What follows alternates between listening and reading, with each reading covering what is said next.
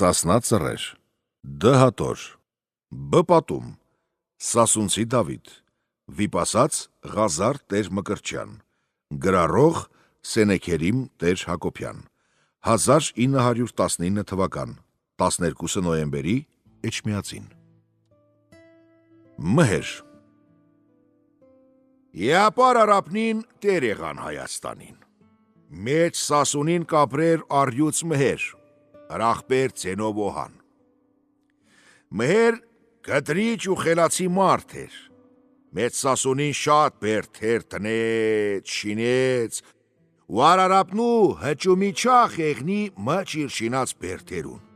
շինեց աղկեցիք, մեկ հադդա միգալ է կմնա Սասունի ամենաբարձր սարի գլուխ։ Են ժամանակ, որ արապնին եկան հադդա Հայաստան ու զամեն տեղ քարուքան տենեցին, Սասուն մնաց ազատ։